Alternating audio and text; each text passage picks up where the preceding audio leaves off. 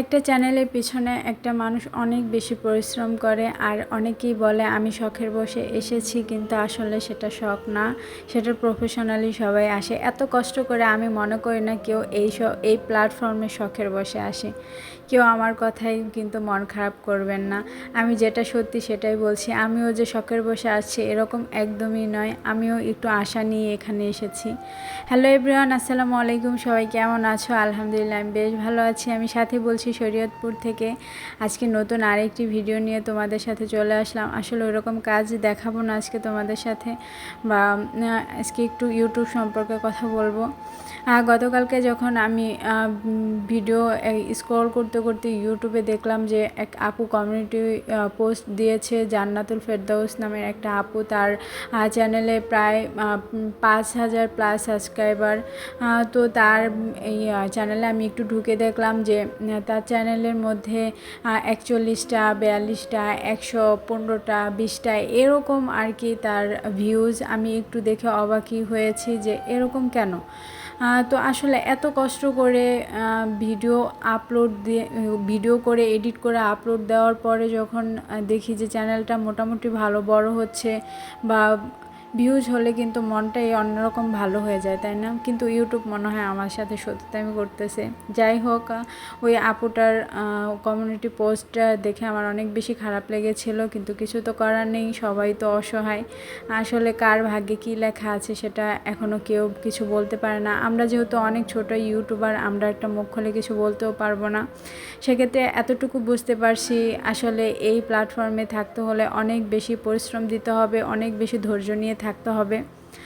ওই আপুটা প্রায় 2.5 বছর বা 3 বছর প্লাস হবে তার ভিডিও আপলোড দিতেছে, তো তার কোনোভাবেই ভিডিওতে ভিউজ হচ্ছে না। তো মন খারাপ তো করার কথাই।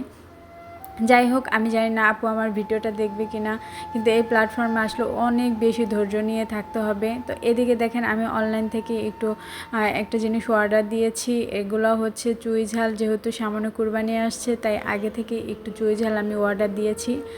এই চুই ঝালগুলো আমি গোশ দিয়ে রান্না করব, নিজের জন্য আনিয়েছি, তার পাশাপাশি বাবার জন্য দেওয়ার ইচ্ছা আছে, দেখি কি করা যায়। আর এদিকে আমি ঘরের মধ্যে একটু গোছগাছ করব। আমি যাই বাজার থেকে আনি না কেন, সব একদম মিছিবের মধ্যে ঢুকিয়ে রাখি, আর বের করার নাম থাকে না, মনেও থাকে না। অনেক কিছু আনিয়ে রেখেছি খাওয়ার জন্য, কিন্তু আমার কোনো কিছুই মনে নেই, বা খাওয়ার সেই সময়টুকু হয় না, আসলে বানানোর সময়টুকু হয় না। ছেলেকে নিয়ে এত বিজি হয়ে যাই, কোনো কিছুই মন চায় না, মনে চায় যে যত শর্টকাট পারি তত শর্টকাটে কাজ করি। আর এখন যেহেতু ইউটিউবিং করি, তো অত সুন্দরভাবে কাজ আসলে করতে চাইলেও পারি না। আর এদিকে দেখেন, কি বলবো, বিরিয়ানি খাইতে আসলে চাল আনিয়েছিলাম, বাসমতি চাল, সেটা রোজার ঈদে আনিয়েছি, তো এখনও পর্যন্ত খাওয়া হয়নি। বোঝেন আমার অবস্থাটা। যাই হোক, যেই দাম, বাবারে বাবা, বাসমতি চালে মানুষ কী খাবে বুঝে পারি না। যাই হোক, এই যে এদিকে আমি দেখছিলাম যে কয়টা আছে কফি, আর কফি আমার অনেক বেশি পছন্দের। আমি শুধু একটা খাই আর বলতেছি যে এগুলো তো কমে যাচ্ছে, আমি তারপরে কি খাবো। যাই হোক, এর শেষ হইতে হয়তো বা আমার হাজব্যান্ড আবার অন্য কাউকে পেলে হয়তো বা পাঠাতে পারে। আর এই কফিগুলা দেশে পাওয়া যায় না। আমি এদিকে একটু গুছিয়ে নিলাম। আর যেটা বলতে নিয়েছি, আসলে এই প্ল্যাটফর্মে এসেছি অনেকটা আশা নিয়ে। অনেক আপুরা বলে যে আমরা শখের বসে এসেছি, আসলে এখানে শখের বসে কেউই আসে না।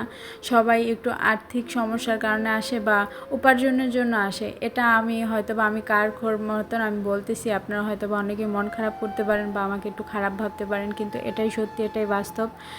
কেউ শখের বসে এখানে আসে না। এত কষ্ট করে ভিডিও করে এডিটিং করে তারপর ভিডিও আপলোড দিয়ে এটা শখ কোনো দিনই হতে পারে না। যেখানেই আপনি কাজ করতে যান না কেন, কিছু না কিছু স্বার্থ তো অবশ্যই থাকে, তাই না? তো আজকে আর কথা বেশি বাড়াবো না, ছোট্ট একটা ভিডিও করছি। তো সবাই পাশে থাকবেন। আজকে এ পর্যন্ত। আসসালামু আলাইকুম, আল্লাহ হাফেজ।